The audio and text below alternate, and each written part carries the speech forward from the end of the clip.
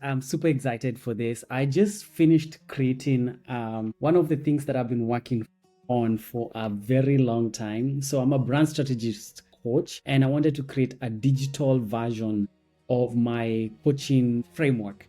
And so I created this thing. It's called the Exodus 6 assignment activation. I love this quote that says that you cannot connect the dots looking forward.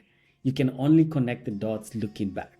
And so one of the best ways to be able to figure out what God has called you to do is, of course, prayer, but also reflecting on where He has brought you from and the things that He has made you go through and the people that make you like you angry. You get angry when you see some people go through certain things, like you're an advocate for that, and you want to be able to like just sit down and be able to reflect, looking back and connect all the dots. And hopefully that can give you like your true north on what you should be doing. I meet a lot of clients who have so many gifts and so many ideas, and so it's always so hard to pick one or start with one. Yet they also know and they hear all the time from social media coaches and gurus out there that the best way is to have one offer for one client solving a very specific problem. And so that's usually a hard thing to be able to like arrive to. They have multiple programs, but they do not know which one should I start with. And so that is the power of a brand strategist coach who is able to kind of like see everything and be able to like map it out for you and be like, okay, start with this, and then this will lead to this, and then this will lead to this. So you want to be known for one thing. And so I created something that can help you be able to figure that out without needing a coach. And so this is a digital coach. I'm going to show it to you live how it works.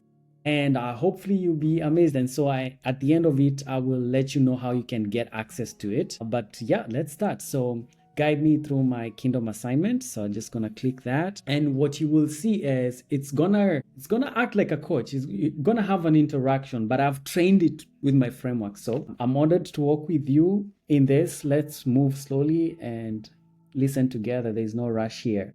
Before we talk about doing anything, I want to help you notice what God has already been stirring. First question: what is the burden, idea, or concern that keeps resurfacing in your heart, something you can't seem to shake, even when you try to ignore it? I'll just write this. Recently, I just have a burden. I have a burden for families. And specifically, I've realized that a lot of couples are not using their God-given gifts and or monetizing. And the reason why this is a burden, I see how 9 to 5 can really fragment, not all the time, but if you're like, especially if you have kids and you guys never see each other because one works day shift, the other one's night shift, that's gonna have a toll upon your kids, gonna have a toll upon your marriage. And so there need to be like a strategy or a game plan of like, okay, let's start this business around our gifts, and see where it goes. Yeah. And so I have a deep burden for that, because I feel like if we do more of that and use our 9 to 5 to invest in the gifts that God has given to us, there is a promise for that it will open doors for you and you'll stand before kings. Yeah. And so I am a testimony of that. The moment that I started serving at my church and started doing photography, as in things just started opening up, just using my gift, sharing what I do, opening a YouTube channel and talking about the things that I can add value to the world with. Yeah. And so I have a big burden, especially for couples who are not utilizing their gifts, because I know what that can do to their marriage and to their kids and their family and legacy and community. And so I wish I was typing all that. Yeah, and it really fragments the family, the marriage, especially. Opposite shifts. So I'll just start there. Yeah, we'll see what it does. So thank you for sharing that. I want to reflect this back to you so you can hear what you just said. I love it because reflection is everything. Yeah. So thank you for sharing that. Again, you carry a burden for families and marriages, especially couples who feel fragmented by the 9 to 5 system, opposite shifts, exhaustion, and survival mode. You're not just noticing financial strain, you're grieving how it steals presence, unity, and the space for God-given gifts to breathe. And alongside that, grief is a longing. These gifts were meant to serve the family and the kingdom, not to be buried. That kind of burden doesn't come from observation alone, it comes from calling.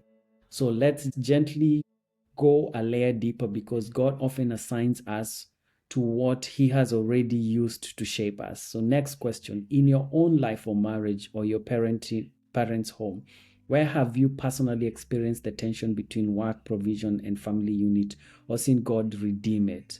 Yes, so recently, the last 2 years, I transitioned. Mine was not 9 to 5, was we used to do 12-hour shifts, yeah? I used to be a nurse into content marketing. Before it was content creation, but it's not content marketing. Content marketing is different from content creation or social media manager, because with content marketing, you're using content to be able to drive traffic and drive sales to whoever you're providing the services to. Yeah, content marketing. I was able to open a studio here in Raleigh, coaches, consultants. It has provided flexibility. To be honest, I've had to, when I was a nurse, I used to work like 36 hours. Then the rest of the hours I used to focus on photography. Honestly, if I'll be honest with you guys, ever since I opened my business, I have been probably putting twice as much hours, but there's no cap. There's no cap on how much you can make. And then the other thing is the flexibility. So like today, I just dropped my son around 9 o'clock. Around 9:30, I got a text that I need to go pick him up, because apparently there was no heat in the building. And so they were urging all the parents to come pick up their kids. And so I was just, thinking about it, and I was just so grateful to God, how this, doing what God has called you to do, and just the flexibility of time, yeah, is amazing. And so especially in this country, like if one of you is not flexible, it becomes really hard, especially navigating childcare and all that stuff. And so super excited for that. So I'm just gonna, I wish I was recording this and just pasting it. So thank you. This is important and on the ground. Let me mirror again. It mirrors what you just says. It says for 12 years, you lived in the reality many families are trapped in. Long shifts, high demand, limited flexibility. Then over the last 2 years, God led you into content marketing, not just a career change, but as a rescue. That transition created margin, flexibility, and ultimately a studio in Raleigh that now serves coaches, consultants, and creatives who, again, that means your burden isn't theoretical. You're not speaking from aspiration, you're speaking from deliverance. Scripture pattern check. Comfort others with the comfort you have received. This is how assignments are formed. Now let's locate the people you are actually sent to. So I've created this framework from the book of Exodus, chapter 6. So when you think of the Moses, God calls him, and there's this burning bush that is not burning. And that reflects the things that God is calling you towards. And so what Moses did, he did not just stand there, he walked towards the burning bush. And that's when he got his next instruction. And I just want to encourage you, like, if there's something that is burning in you, you need to walk towards it. You need to do something towards it, because that is the only way you'll be able to get the next instruction and the next instruction. So when he got there, he got a message. And this GPT is going to help you find your message. As I'm going through it, you're seeing how it works. Yeah, it's trying to dig up information. So right now we're on the stage of like, okay, let's figure out who our people are. For Moses, it was the children that God had heard their cry. Those were the people specifically. It was not for everyone. He went specifically to Egypt to bring and deliver the children of God. And so you have to be so clear on who you're talking to as a marketer. You have to be so clear so that you can stand out. If you're not clear, if you're trying to speak to everyone, then it's not going to work. For me, I had a hard time because I was like, okay, this tool, more people can be able to use it and benefit from it. But I have a deep burden for couples, for coaches, especially believers who are not utilizing their God given talents and gifts. And so I made this specifically. That's why you're seeing the word of God in this GPT, because it's very intentional, because I am targeting a very specific group of people. Okay. So again, so here it says, what you imagine when you imagine the couples or families you feel most responsible for, who are they specifically? For example, working class couples, faith-based entrepreneurs, creative couples, parents with young kids, etc. Say it plainly, who do you feel sent to? So here I am a little bit strategic because I want people who can be able to afford and pay. And so I am looking for working class couples. Okay. Working class couples. And these are couples who are in their 9 to 5. Yeah. They're still working. They make a decent living, but they don't see each other. And they have a cap on the amount of money that they can make. Yeah. So I'll go with that. Let's see what it does. So let me name this back to you. Okay.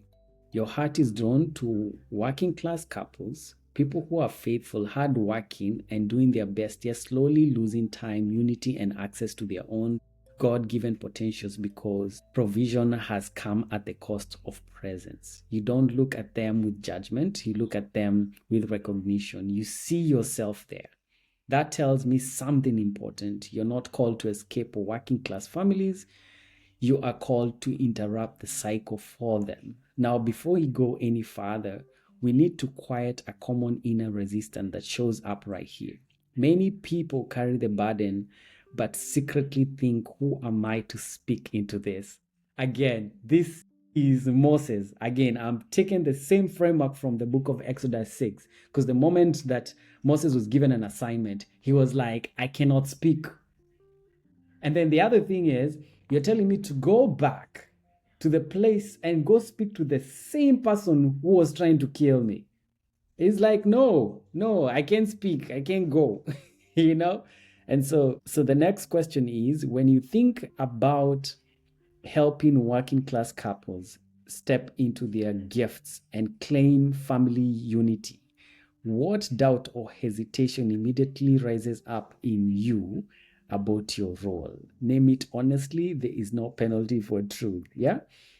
I am generally a very shy person, but when it comes to the things that I'm passionate about, like, I will speak. So I have stage. Um, what word can I use? Yeah. I the mediums. Okay. I know one. I'll be honest with you guys. One of the best ways to reach out to many people is going live on webinars. For some reason, I think the fear of people not showing up. I've been wanting to do webinars for a while, but my fear is like, I'm going to set up a webinar and people are not going to show up. Yeah. Yet I know that I know something that can be valuable. I was in Virginia just this past weekend, and I was seated for more than like 3 hours just talking to families and couples and their kids, and just sharing what I have learned for the last 2 years. And it was like amazing. Yeah. So I know I have something that I can give. I know I have a message, just like Moses. It's just that, like, all these limiting beliefs or mindsets that can stop us at times. And so as a brand strategist coach, I'm also aware of mine. And so I've just been, recognizing that, but still pushing forward. Yeah. So I'm just going to do that. I don't want this to be too long, so we'll be ending in the next maybe 5 minutes. Thank you for telling the truth plainly. You don't doubt the burden, you don't doubt the impact, you doubt the response. The fear isn't, am I called? It's, what if I obey and no one comes? Oh my gosh, yes. That's very specific fear, and it tells us something crucial about your wiring. People who are driven by platforms, attention, or ego fear failure. Whoa. People who are driven by shepherding fear empty rooms because presence feels like abandonment. Whoa. That points us towards your kingdom expression. Based on everything you have shared so far, you are not primarily an evangelist. or a hype builder. Oh my God, that is so true. I have a pastoral wiring. You're carrying a pastoral builder grace with a creative tool set. You care deeply about who shows up, not how many. And you measure success by presence and fruit, not visibility. Scripture reminds, for your spirit, not as pressure. Do not despise the days of small beginning. Goodness. Now let's ground this so the fear doesn't stay abstract. Yeah. Next question. When you picture this work done faithfully but quietly, what kind of setting feels right to you? Small groups, one-on-one, couples workshop, or something else? Go with what brings peace, not excitement. I really love one-on-ones. I won't lie. I love one-on-ones. The only problem with one-on-ones is you can't scale. And so I've been trying to get into couples workshops.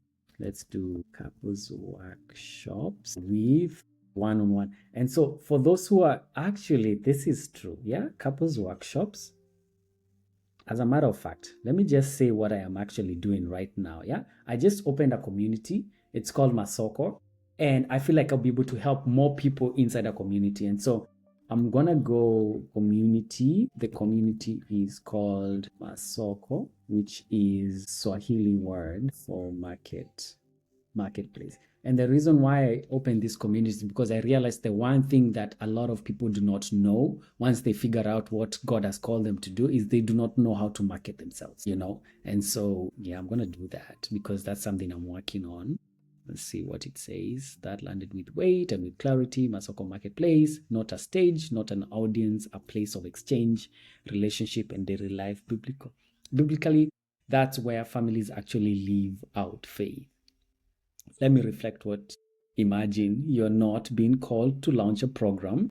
You're being called to host a community where working class couples can rediscover their gifts, reimagine provision, and protect family unity without abandoning responsibility. Masoko isn't about escape from work. It's about redemption of the marketplace for the sake of the home. And notice this, a community answers your fear. You're not asking people to show up once, you're inviting them to belong. Goodness, I love this. Now, we are ready to name the core problem you are sent to address, not all the problems, just the central one. And I was talking about this. Moses had a specific message. He was not called for everyone. He was not called to go rescue everyone. He was called to go rescue the children of God. And so you have to be super, super specific. Otherwise, you're not going to be speaking to anyone. Okay? So, yes, now we are ready to name the core problem. Next question. In one sentence, what do you believe is the main problem working class couples are facing that Masoko exists to help? One is identifying their core offer based on their gift. And this core offer has to be something that they love, that they're good at, that the world needs, and something that can be paid for. Yeah. So that way you do not, because with every business, for those who have been in business for a very long time, I'm just kind of like new to this space. What I've realized is that there's always this valley of despair, that you start with optimism and then you get more information and then pessimism starts kicking in. And then you get to this place where you have to decide, are you going to go back or are you going to push through? And so that's why you need love and passion and being good at what you do and remembering that people will need these services so that you can continue to the other side. If you do not have love, you do not have passion, that's when most people give up. And that's why you find yourself doing one thing. You are not really passionate about it. You just knew that people are able to make money through it. And so everything that you do will always have this dip. And so if you do not love what you're doing, if you're not passionate about it, if there's no money in it, if people do not actually need it, you are going to give up. And so I love this. So identify their core offer. And then after that, I've interacted with softwares and platforms. And this is the thing that I realized, that you'll get coached, but you will not know the softwares and the platforms that you can use to be able to execute and bring your vision to life. And so I want to be able to provide you some of the tools that I've been using for my clients, for myself, but also leveraging this amazing technology that is here. I know people are iffy about AI, and I am too. because there is the selected few that are trying to build gods out of it. And this is a conversation for another day. But we need to be advocate. We can't be using AI secretly, then publicly we are like shaming it and, just being shy about it. Yet it's a very platform that you can be able to use to leverage and build amazing businesses in seconds. I just helped someone like build an app in less than 30 minutes, as in something that they were struggling with for a very long time. We're able to map it out in less than 30 minutes. We had a fully functional app that was working. That is AI. So you can use it to leverage and be able to get your ideas out quickly, with less than like $20. You know what I mean? But we also have to speak up, because there is a group of people who are trying to build gods out of AI. And we need to pray. But I have this confidence that they are going to be confused, just as it's in the book of Exodus, where these guys were trying to build this Tower of Babylon, and God confused their language. I think that's what's going to happen. But I love what Acts 2 talks about, that God is bringing us back together for us to build something for the glory of God. Yeah. So don't be afraid of AI. Just continue to be in prayer, because it's the same thing as the internet. People are scared about the internet and putting the information out there, but people used it for good. The gospel was spread to all corners of the world. We have YouTube. You're able to listen to me because of the internet.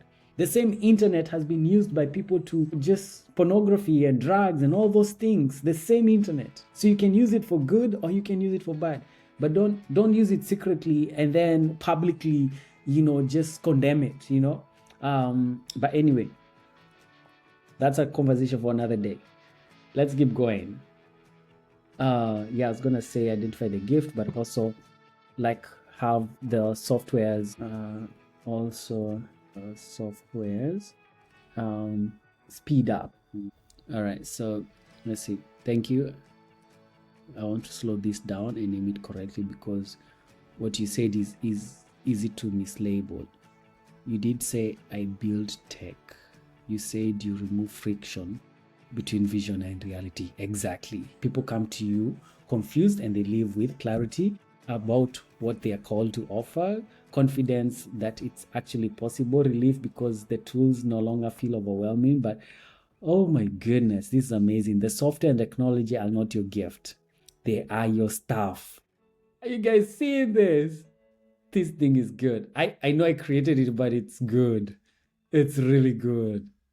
The true gift is translation, taking something God put inside them and helping it take form in the real world without delay. That confirms your primary grace in this season. Clarity that accelerates obedience. Now we are ready to bring this together into your kingdom assignment summary. I'll offer it, then I want you to tell me if it brings peace or needs adjustments. So let's see what it does, yeah? There is the draft. Okay, I'm going to read it. Your kingdom assignment. Your assignment statement, yeah? You are called to cultivate a redemptive marketplace community where working class couples can identify their God-given gifts, form a clear core offer, and reclaim family unity through flexible, aligned provision.